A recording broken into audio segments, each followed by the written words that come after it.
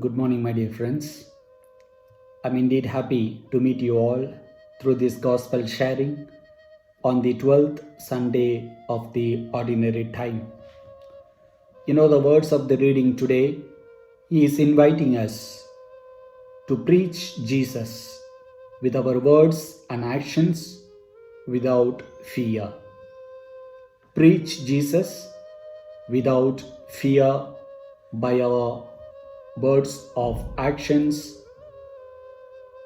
as we live a good Christian life. My dear brothers and sisters, I am today happy to share with you all the life inspiring story of Saint Oscar Romero. You know, Oscar Romero was recently canonized on 14th October in the year 2018 by Pope Francis for an outstanding example of being a true Christian witness. Well, my dear brothers, it was in the year 1997 that Oscar Romero was appointed as the Archbishop of El Salvador. You know, he preached every day from the altar of the cathedral. He gave an electrifying homilies. He even addressed the national affairs, the political affairs that were faced by the people of El Salvador, due to which he received constant threat of death. All his friends were murdered, yet he would not be silenced, nor would he go into hiding or exile. My dear brothers and sisters, you know, it was this man who said, at first is danger. You know, the shepherd cannot run and leave the sheep to tend themselves. I will stay with my people. He said, at first danger, the shepherd cannot run away from the sheep to tend themselves. I will stay with my people. He was not afraid of his enemies. He was not afraid of the powers. He was not afraid of death. He said, they can only kill my body and not my soul. And that was a life witnessing person of Saint Oscar Romero. And that is why the church today honors him for being a true witness to the Christian life. We have another incident of Saint Teresa of Avila. You know, it was Saint Teresa of Avila who is considered as a famous theologian, as a reformer of the Carmelite order. She was a good spiritual advisor to Saint John of the Cross. However, her ministry was not well received in her community. Her ministry was not well received in her community. Her sisters grew lax in faith and practice, as a result of which she called the sisters to reform the congregation. You know, the sisters planned to throw her out of the congregation, which she herself established. On a rainy, storm night, she went on a journey, dressed in her wool habit. She climbed into the donkey cart. The wheel of the cart, hit a ditch. The cart turned over, dumped her into the mud. Sitting there, looking up to heaven, she said, Lord, if this is the way you treat your friends, it's no wonder that you do not have many. She said, "If this is the way you treat your friends, it's no wonder that you don't have many." She was frustrated. She was disturbed. Yet she always clung to God. She said, "God uses devil as a sharpening stone for Christians." She said, "God uses devil as a sharpening stone for Christians. Never ever give up." Never ever give up was an attitude of Saint Teresa of Avila, a fearless woman who is now today considered as the doctor of the church. My dear brothers and sisters, a fearless attitude of Saint Oscar Romero, a fearless attitude of Saint Teresa of Avila can in fact play an important role in the life of you and me. If we are fearless, then we can preach our Lord Jesus Christ with our words and with our actions. Well, the first reading is taken from the book of Jeremiah, chapter 20, words 10 to 13, in which we see the prophecy of Jeremiah. He presents himself as a suffering believer. He experienced dangers which were posed by his own friends for preaching about Yahweh.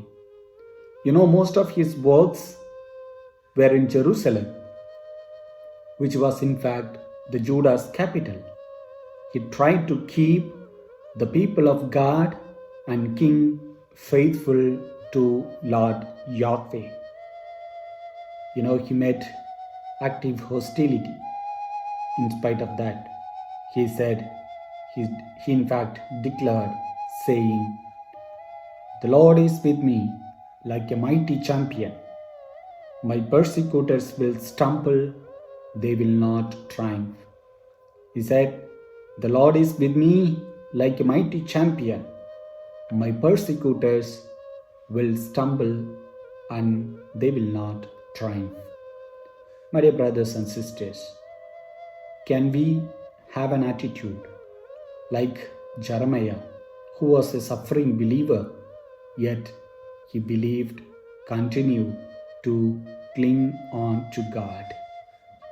Well, the second reading today, which is taken from the letter of St. Paul to the Romans, chapter 5, verses 12 to 15, in which St. Paul, in fact, exhorts the Christians that the Christians need not be afraid of the opposition, because the Christ on whom you believe has won his passion, death, and resurrection, and he is the master of our life.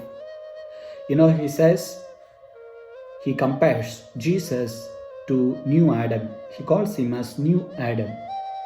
In fact, the first Adam brought sin and death. The second Adam, the new Adam, who is Jesus, has brought grace and life through his resurrection. And hence, he invites every believer not to be afraid of the oppositions. My dear brothers and sisters in Christ Jesus, the Gospel reading is taken from the Gospel of Matthew, chapter 10, verses from 26 to 33. We have the Gospel discourse of Jesus talking to his disciples. He entrusts a mission to them. Go and preach the good news of the gospel, good news of the kingdom, till the ends of the earth, was the missionary command that Jesus gave to his disciples. Furthermore, Jesus suggests them to move from fear to courage. To move from fear to courage. My dear brothers and sisters, Jesus presents threefold reasons why we shouldn't be afraid, why we shouldn't be possessing an attitude of fear. He says, the opponents will not prevent Jesus' followers.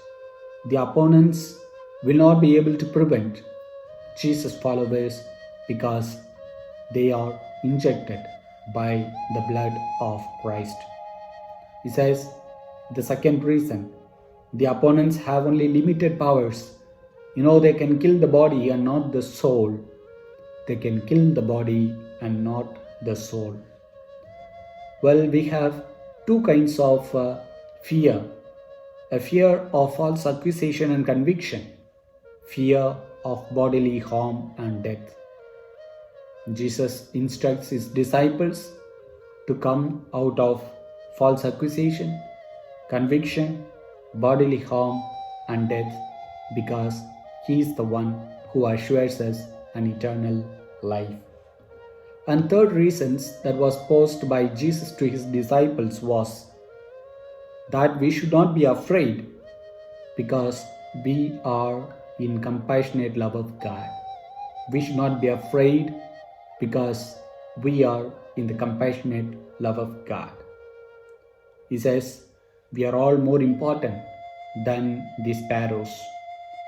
Even the sparrows are sold for 2 pennies, and today we are more important than the sparrows.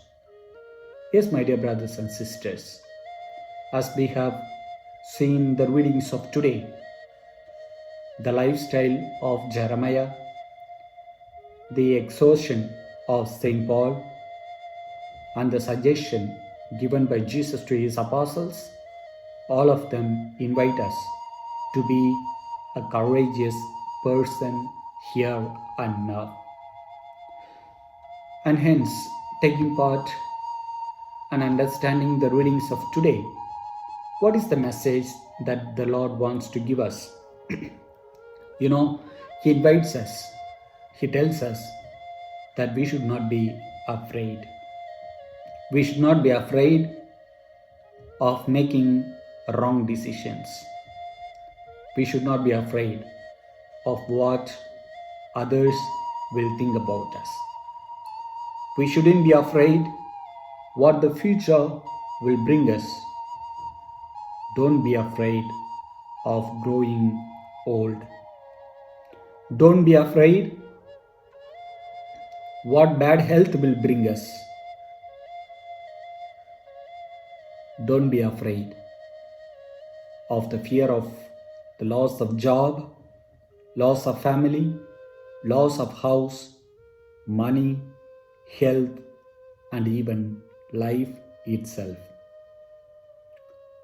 Because God understands our troubles. God understands our crisis. He knows exactly what is happening with us.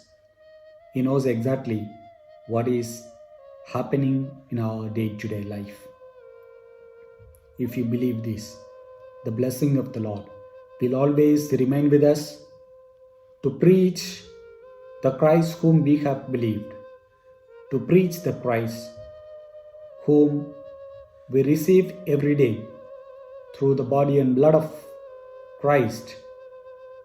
We will be able to live a witnessing Christian life like that of Saint Oscar Romero, like that of a fearless Saint Teresa of Avila, like that of Saint John of the Cross, like that of Jeremiah, Saint Paul, and many others.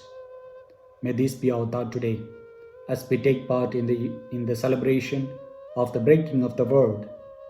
May the good Lord Almighty be with us all, guide us all, lead us all, and give us all a life without fear, a life of courage, a life of sanctification, a life of grace, a life eternal which is promised by our Lord. May the blessing of Almighty Lord bless us all on this beautiful day. Amen. In the name of the Father, and of the Son, and of the Holy Spirit. Amen.